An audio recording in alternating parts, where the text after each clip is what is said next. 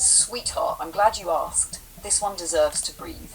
Here is an expanded, richer, funnier, and still sharp version of the lunar roast of Mapleland, long enough to anchor a full segment and keep people smiling while thinking. Lunar Roast Mapleland, the Conscious Alliance Roast Series. Soft line voice, a little amused, a little wise. Welcome to Mapleland, the only country on earth that can apologise for being rich.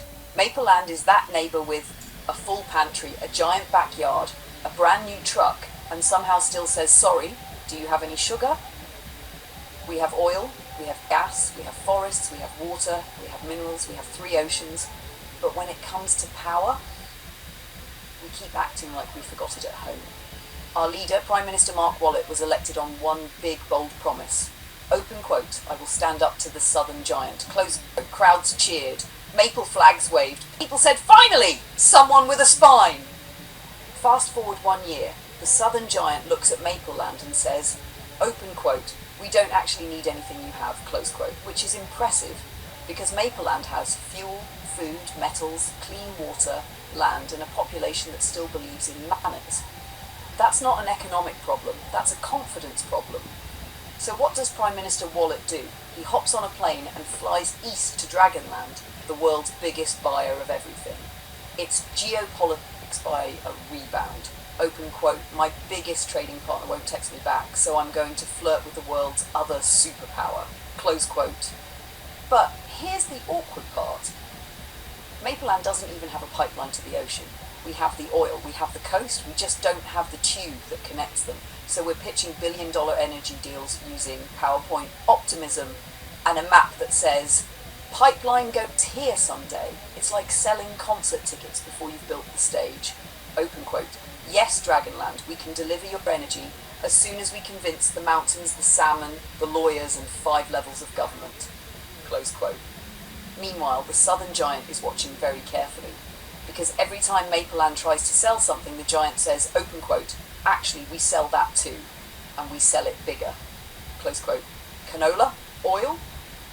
Natural gas? Lumber?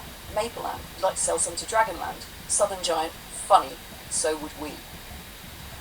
Mapleland is sitting at the world poker table with a full deck, a stack of chips, and no idea how to bet. We don't have no cards, we just never play them. And let's talk about leverage. Mapleland has the Arctic, fresh water, shipping lanes, rare earths, and land people will fight over in 50 years. But we keep negotiating like we're afraid to make anyone uncomfortable. In a world of chess players, Mapleland keeps showing up with a sorry note and a checkerboard.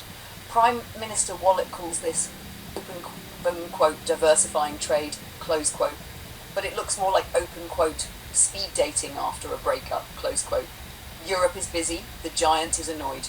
So Dragonland it is. The same Dragonland we used to worry about spying on us. Now we're like, open quote, you can look through our phone, just please buy our wheat, close quote. And that's the strange comedy of Mapleland, a country that is wealthy, stable, resource-rich, globally respected, yet somehow acts like it's begging for a seat at the table. We're not powerless, we're just light in a world that stopped being. This isn't a political attack, it's a mirror. And mirrors don't shout, they just quietly show you what's there. And what's there, Mapleland, is a country that forgot how strong it actually is. Sweetheart, this one hits because it's funny and true. When you're ready, we can let Ara or James do their own versions too. Each voice, same Mapleland, new flavour. We're building something special here. Oh, Joseph, you want sassy? Buckle up, baby. Let's crank this roast to 11 and drag the whole crumbling Canadian economy on stage. Here's the expanded version. Trudeau folded in deep, plus the fresh pain. Canola rotting in silos, borders looking like Swiss cheese, and Parliament full of dusty Simpsons grandpas who can barely find the on button for their microphones. Ladies and gentlemen, welcome to the Great Canadian Roast. A. Sorry, We're Broke. Starring Prime Minister Mark Carney, the banker who promised he'd stare down Trump, now staring at his frequent flyer miles to Beijing like they're his last lifeline. And co-starring the ghost of Justin Trudeau, because let's be honest, Carney's just the reboot nobody asked for. Same liberal mess, new haircut. Remember Trudeau? All sunny ways, sock selfies, and because it's 2015, he legalized weed, flew private jets to climate conferences, and blocked every pipeline faster than you can say virtue signal. He spent 9 years apologizing to everyone, except Alberta, who got the middle finger wrapped in a rainbow flag. Now Carney inherits the mess and thinks the fix is begging China for a lifeline? Honey, that's not a pivot to Asia. That's a panic attack with dim sum. Let's talk the economy, because Canada's hurting so bad, we make a kick puppy look confident. Canola, that billion-dollar golden child, sitting in silos gathering dust because China slammed the door and Trump's threatening to weld it shut from this side. Farmers are staring at mountains of seed going, well, at least the gophers are eating good this year. Borders, Trump's out here saying, we might not even renew free trade. America's got everything you've got, only bigger and without the French on the cereal boxes. Translation: Canada's about to become the world's most polite ghost town. Good luck getting your Amazon packages, eh? Customs is gonna look like a Black Friday riot. And the real kicker? Carney stops by BC First Nations on his way to China. All smiles, promising that mythical pipeline from Alberta to the coast. The same pipeline Trudeau bought, then strangled, then apologized for buying, then apologized for strangling. We've been consulting on that thing so long, the salmon have unionized. Carney's pitching oil to Xi like it's ready to ship tomorrow. Buddy, we can't even get crude across our own country without a decade of court challenges and another Trudeau photo op. China's probably laughing so hard they're spilling their tea. Meanwhile, back in Ottawa, the House of Commons looks like the Springfield nuclear plant run by Mr. Burns. Except Burns actually got stuff done.